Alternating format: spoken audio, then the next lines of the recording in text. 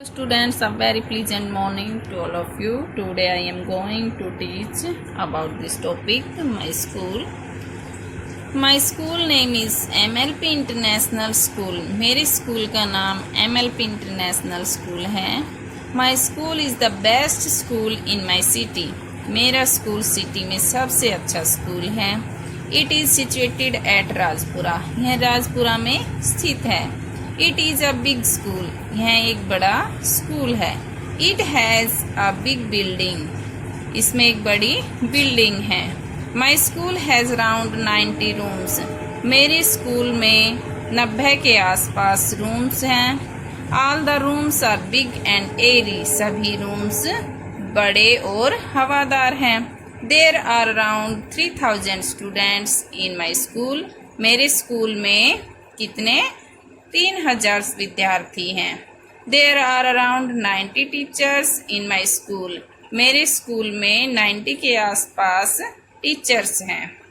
My school has lots of facilities such as computer lab, science lab and a big library.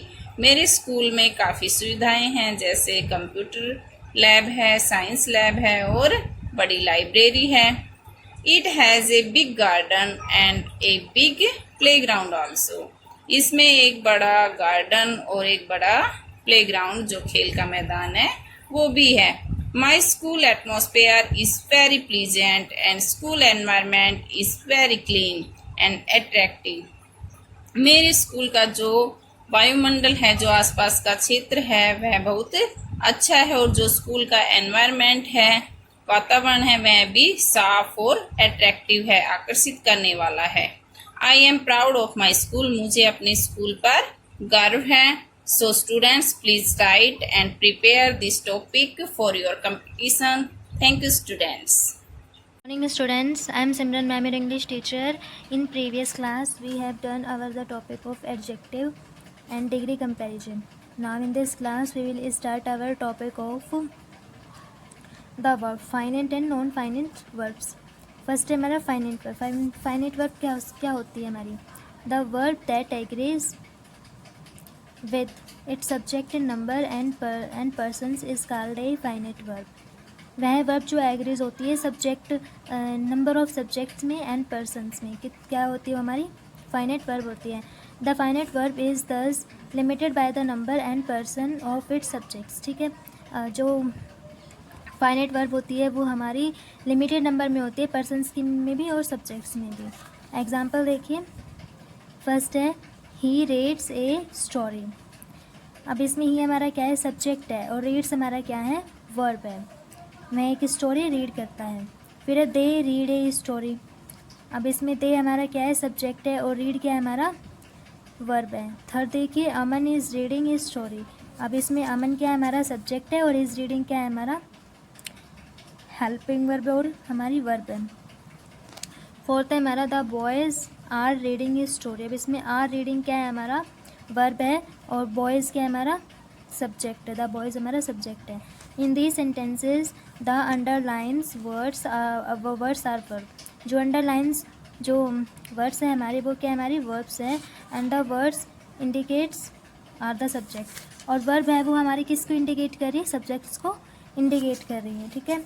Second है हमारा non finite verb. Non finite verb क्या होती है? The verb which have no subject which are used with any subject of any number and persons are called non finite. जो non finite verb है होती है जिसका ना तो कोई सब्जेक्ट होता है और ना ही वो किसी सब्जेक्ट के लिए यूज़ की जाती है, ना ही उसमें लिमिटेड से नंबर होते हैं, ना ही पर्सन्स होते हैं.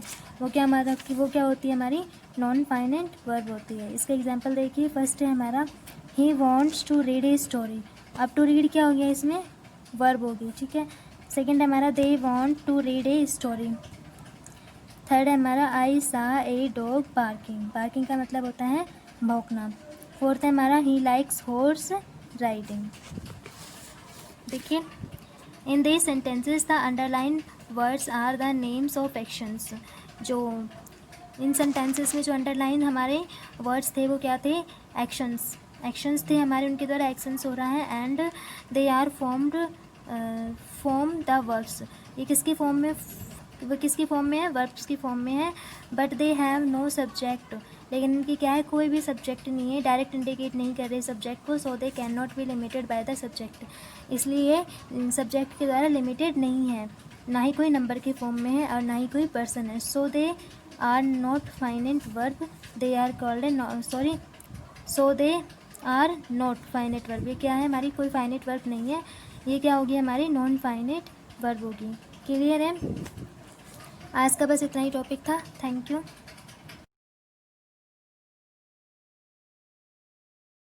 Good morning students, I am Priya ma'am, Hindi teacher from Rajpura school. आज हम कर रहे हैं परिभाषाएं, जो आपकी हिंदी व्याकरण प्रतियोगिता में आएगी। तो आज हम परिभाषाओं का रिवीजन करेंगे। पहले है, सबसे पहले भाषा किसे कहते हैं। भाषा की परिभाषा, जिसके द्वारा हम अपनी बात दूसरों तक पहुंचाते हैं, उसे भाषा कहते हैं। जिसके द्वारा हम अपनी बात दूसरों तक पहुंचाते हैं, उसे हम क्या कहते हैं, भाषा कहते हैं। अगला है लिपि किसे कहते हैं। लिखने के ढंग को लिपि कहते हैं। लिखने के ढंग को लिपि कहते हैं। अगला है वर्ण किसे कहते हैं। भाषा की सबसे छोटी इकाई को वर्ण कहते हैं। सबसे छोटी। स्वर कितने होते हैं। स्वर 11 होते हैं, यानी 11। इसके बाद है शब्द किसे कहते हैं। वर्णों का ऐसा समूह जिसका कोई अर्थ निकले, उसे शब्द कहते हैं। वर्णों का ऐसा समूह जिसका कोई अर्थ निकले, उसे शब्द कहते हैं। ये परिभाषाएं मैं पहले भी करवा चुकी हूँ, एक बार फिर से रिवीजन करेंगे। भाषा किसे कहते हैं, जिसके द्वारा हम अपनी बात दूसरों तक पहुँचाते हैं, उसे भाषा कहते हैं। लिपि किसे कहते हैं। लिखने के ढंग को लिपि कहते हैं। वर्ण किसे कहते हैं। भाषा की सबसे छोटी इकाई को वर्ण कहते हैं।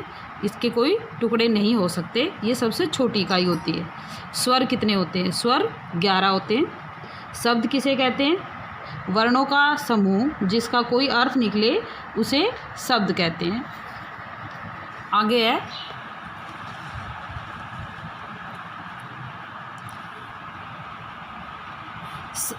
शब्द के बाद आता है वाक्य। तो वाक्य किसे कहते हैं। वाक्य की क्या परिभाषा है। शब्दों का समूह जिसका कोई अर्थ निकले, उसे वाक्य कहते हैं। वर्णों का समूह होता है शब्द, और शब्दों का समूह होता है वाक्य। उसके बाद है संज्ञा किसे कहते हैं। किसी व्यक्ति, वस्तु, स्थान या भाव के नाम को संज्ञा कहते हैं। कोई भी नाम वाले शब्द जो होते हैं, वो संज्ञा होती है। उसके बाद है लिंग किसे कहते हैं।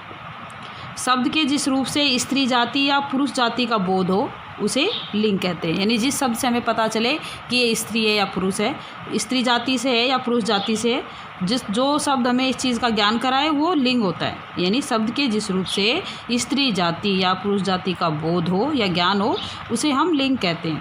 पर्यायवाची शब्द किसे कहते हैं। समान अर्थ देने वाले, यानी एक जैसा अर्थ बताने वाले शब्द को पर्यायवाची शब्द कहते हैं। समान अर्थ यानी एक जैसा अर्थ। उसके बाद है क्रिया किसे कहते हैं। क्रिया, जो शब्द किसी काम का करना या होना बताए, उसे क्रिया कहते हैं। हम जो कोई भी हम काम करते हैं, वो क्रिया होती है। और जो काम हम करते हैं और जो अपने आप होता है, जैसे बारिश होना, बर्फ़ गिरना, ये सब क्या है, क्रिया है। जो शब्द किसी काम का करना या होना बताए, उसे क्रिया कहते हैं। ये परिभाषाएं हमने जो अभी पढ़ी है, ये आपके हिंदी व्याकरण प्रतियोगिता में आएगी। आपको ध्यान से सुनना है। हमने कौन कौन सी परिभाषाएं पढ़ी। भाषा किसे कहते हैं, लिपि किसे कहते हैं, वर्ण किसे कहते हैं, स्वर किसे कहते हैं, शब्द किसे कहते हैं, वाक्य, संज्ञा, लिंग, पर्यायवाची और क्रिया। Thank you. Morning all of you. बेटा, आज का हमारा जो टॉपिक है वो है मेरा विद्यालय, यानी कि आपको अपने विद्यालय के बारे में बताना है। आपको इसको अच्छे से तैयार करना है, ये आपके कंपटीशन में आएगा। तो शुरू करते हैं। मेरे विद्यालय का नाम MLP सीनियर सेकेंडरी स्कूल है। यानी कि पहले आपको लिखना है अपने विद्यालय का नाम। यह राजपुरा में स्थित है। मेरा विद्यालय नर्सरी से लेकर कक्षा 12वीं तक है। मेरा विद्यालय 3 मंजिला इमारत में बना हुआ है जिसमें 100 कमरे हैं। सभी कमरे खुले व हवादार है। यानी कि इसमें 100 कमरे हैं और सभी कमरे खुले और हवादार है। सभी में पंखे लगे हुए हैं और लाइट भी लगी हुई है। मेरे विद्यालय में 100 अध्यापक अध्यापिकाएं हैं जो हमें अलग अलग विषय पढ़ाते हैं। यानी कि हमारे विद्यालय में 100 अध्यापक है जो हमें कोई इंग्लिश पढ़ाता है, Hindi, science, SST, chemistry, bio वगैरह आदि अलग अलग विषय पढ़ाते हैं। विद्यालय में एक बड़ा खेल का मैदान है। यानी कि हमारे विद्यालय में एक बड़ा खेल का मैदान है जिसमें पेड़ पौधे लगे हुए हैं। मेरे विद्यालय में कई सांस्कृतिक एवं अन्य प्रतियोगिताएं होती है। मेरे विद्यालय का परिणाम हर बार 100% रहता है। यानी कि जो हमारे विद्यालय का जो रिजल्ट है वो हमेशा 100% रहता है। मुझे अपना विद्यालय बहुत अच्छा लगता है। मुझे अपने विद्यालय पर गर्व है। बेटा इसको अच्छे से तैयार करना है, सुंदर सुंदर राइटिंग में लिखना है। ये आपके कंपटीशन में आएगा। Thank you student.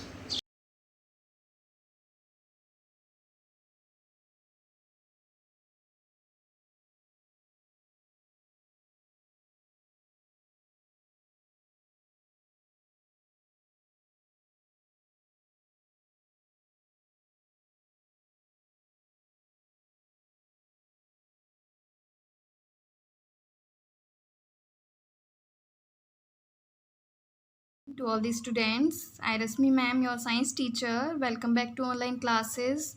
Today we will start basic questions of science for class 2nd to 5th. Our first question is, students, which organ cover the entire body and protect it? कौन सा organ है, कौन सा अंग है हमारी body का जो हमारी complete body को क्या करता है, प्रोटेक्ट करता है, रक्षा करता है हमारी बॉडी की? तो कौन सा organ होता है? स्किन होती है। स्किन क्या होती है? त्वचा। Next question, what is the young one of a cow called? जो काव होती है, गाय होती है, उसका यंग वन क्या होता है? उसके बच्चे का क्या नाम होता है? तो क्या होता है उसके बेबी का नाम? काल्फ। काल्फ मीन्स क्या होता है? बछड़ा। Next question, dark rain clouds can give out lighting. जो गहरे जो बादल होते हैं, ज़्यादा जब बारिश आती है तो वो क्या लाते हैं? उससे क्या आती है? बिजली होती है, लाइटिंग होती है, और क्या होता है? And thunder. थंडर आता है, गड़गड़ाहट जो होती है उसको कहते हैं thunder. Next question, your hand have 4 fingers and आपके जो हैंड होता है, आपका जो हाथ है, उसमें 4 उंगलियां होती है, और क्या होता है? एंड और एक क्या होता है? थंब, अंगूठा। Next question, which part of the bird let its fly high in the sky? Bird की बॉडी का कौन सा पार्ट होता है जो उसको स्काई में, ऊंचे आसमान में उड़ने में हेल्प करता है? तो कौन सा करता है स्टूडेंट्स? विंग्स, जो उनके पंख होते हैं। नेक्स्ट क्वेश्चन, एनिमल्स डैट शक्ल दियर यंग वन आर कॉल्ड? जो एनिमल्स अपने बच्चों को दूध पिलाते हैं, उनका पालन पोषण करते हैं, उनको क्या कहते हैं? मैमल्स, स्तनधारी। और next question is, which part of the plant conduct photosynthesis? इसमें बताना है आपको कौन सा प्लांट का कौन सा पार्ट होता है जिसमें फोटोसिंथेसिस प्रोसेस होती है, प्रकाश संश्लेषण प्रक्रिया। तो किस में होती है? लीव्स में, पत्तियों में। और next question is 8, which is the largest land animal? पृथ्वी पे कौन सा सबसे बड़ा जानवर है? किसको बोला जाता है? एलिफेंट को। Next, dash helps pump blood through the entire body? हमारी पूरी बॉडी में ब्लड को पंप कौन करता है? हार्ट करता है। Next question, when you push something you apply. जब आप किसी चीज़ को पुश करते हो, धकेलते हो, तो आप क्या अप्लाई कर रहे हो? इसका मतलब आप क्या अप्लाई कर रहे हो? फोर्स लगा रहे हो। Thank you students, have a nice day.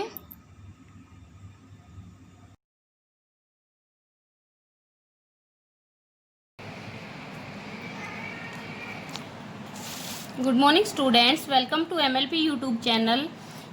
Students, in previous class we have done our 15 GK questions. Let's start from 16. One is, who is known as father of the green revolution in India?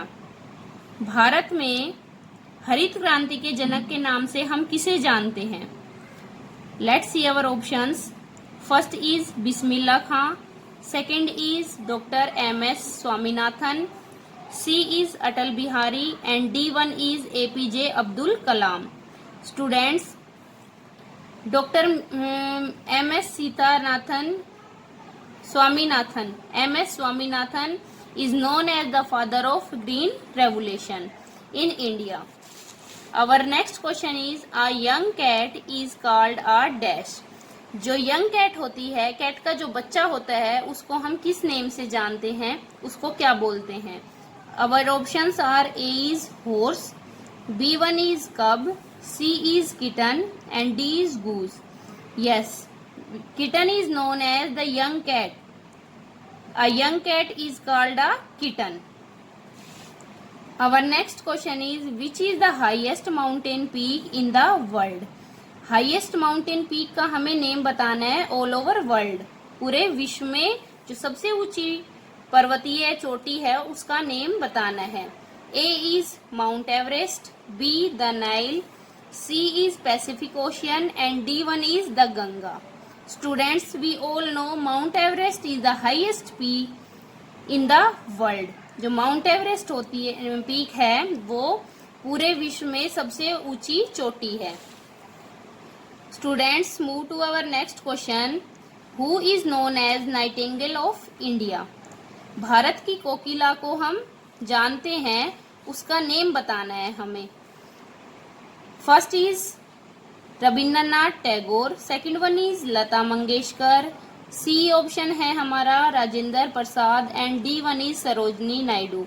Students, we all know Lata Mangeshkar is a singer and she is known as nightingale of India. Lata Mangeshkar है वो भारत की कोकिला के नाम से जानी जाती है. Our 20 question is, which is the longest canal of India? भारत की सबसे बड़ी सबसे लंबी कैनल का हमें नेम बताना है. Let's see options. A1 is Mahatma canal, B1 is Indira Gandhi canal, C1 is Rajiv canal and D1 is Sundarbans canal.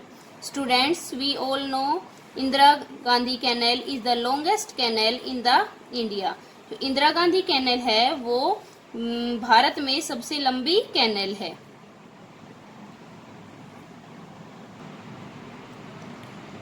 Students, our 21th question is, कारवा और डैश. जो कारवा होते हैं वो क्या होते हैं हमें बताना है.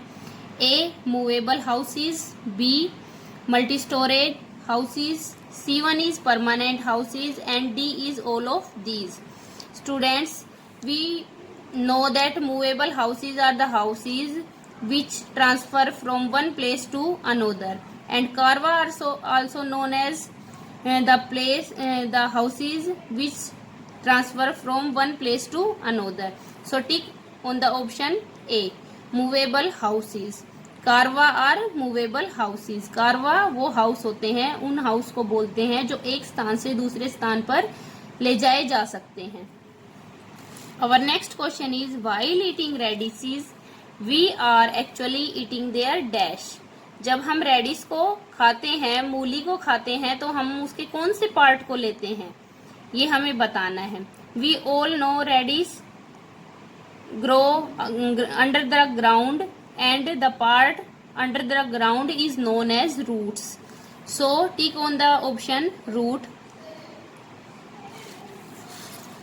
Our 23 question is, igloos are usually made of dash. जो igloo होते हैं वो किससे बने होते हैं? Igloo are the houses made in the icy areas or in snow areas. Let's see options. A1 is snow blocks, B is white cement, C1 is marble and D is white clay. Students, igloo are usually made of white cement, so tick the correct option on the white cements. Let's move to our next question. The lead in pencil is made of dash. Pencil जिससे हम लिखते हैं उसके अंदर एक refill होता है, lead होता है जिससे हम राइट करते हैं, वो किससे बना होता है हमें ये बताना है. A option is granite, B is coal, C is clay and D one is graphite. The lead in pencil is made of graphite, so tick the correct option D. Heart is the part of dash. Our 25th question is heart is the part of dash. Heart means हृदय. जो हृदय होता है वो हमारा कौन से system में काउंट होता है, कौन से सिस्टम के अंडर आता है, हमें ये बताना है. जो हार्ट होता है हमारा हृदय, उसका काम होता है हमारे ब्लड को पंप करना और पूरे वो पंपिंग से पूरे बॉडी में हमारे ब्लड को रोटेट करता है, पंप करता है. And circulatory system is, and heart is the system of circulatory system, so tick the correct option A. Heart is the part of the circulatory system.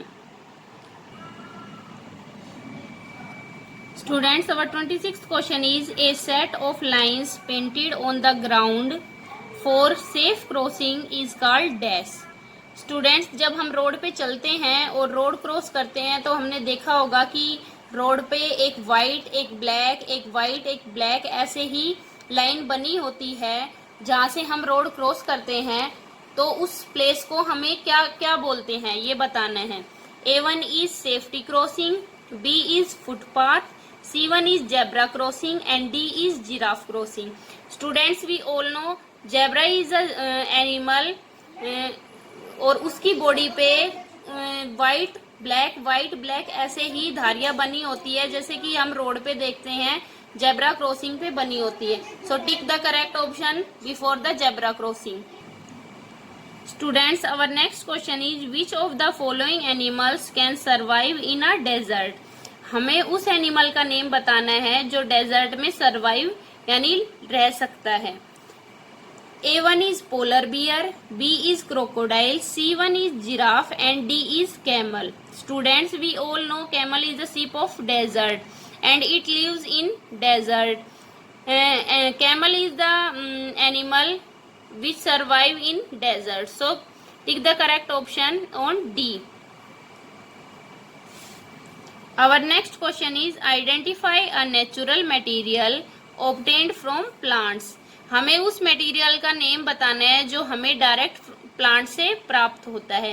A1 is rubber, B glass, C is leather and D1 is wax. Students, हमें पता है glass एक manmade material है, leather हमें animal से मिलता है. So tick the correct option on A, rubber. Rubber is a natural material obtained from plants. Students, our next question is which animal is kept in a stable. Stable वो place होता है जहाँ पे हम animals को रखते हैं, लेकिन ये बताना है हमें कि वहाँ पे कौन सा एनिमल रहता है. Let's see options. A1 is lion, B is cow, C1 is rabbit and D is horse. Lion lives in den, cow lives in shade, rabbit lives in burrow and horse lives in stable. So tick the correct option on D, horse kept in stable. Students, our last question is a house built with stones, bricks and cement is called a dash. वह घर जो कि stones यानी पत्थर, BRICS यानी ईंट और cement से मिलके बनता है, उस घर को हम क्या कहते हैं हमें ये बताना है. Students, A option is Karwa, B is tent, C1 is hut and fourth one is Pakka house. Karwa is a house which transfer from one place to another. It is movable house. B is tent. Tent is a temporary house. Hut is made up of grass and wood. Pakka house. Yes, Pakka house is a house which built with stone, bricks and cement. So tick the correct option on D. Students, today we learn our 15 GK questions. I hope you understand these questions. Please like this video. Thank you, students.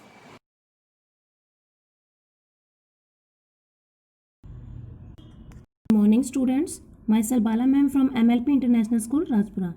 And dear student, previous class we have done 2D shape. Now we do formulas in mathematics. First of all, simple interest. And simple interest का formula है principal multiply by rate multiply by time upon में 100.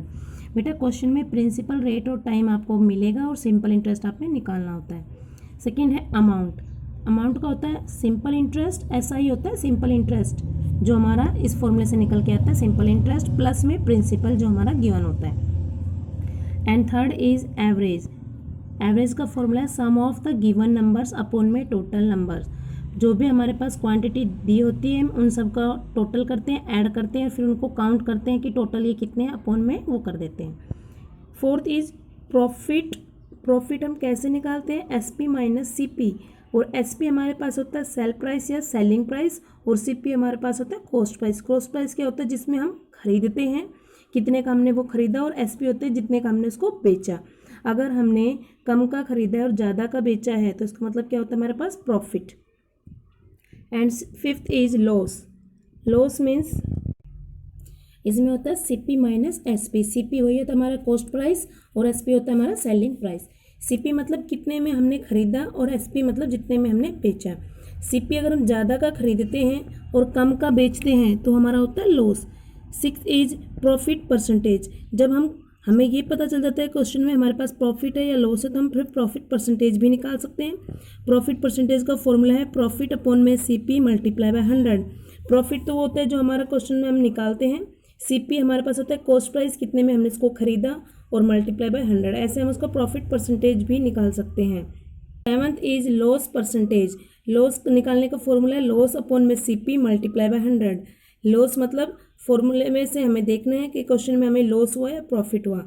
अगर loss हुआ है तो हम loss percentage निकाल सकते हैं, लॉस लिखेंगे और फिर सीपी मतलब कॉस्ट प्राइस जितने में हमने खरीदा और मल्टीप्लाई बाय 100।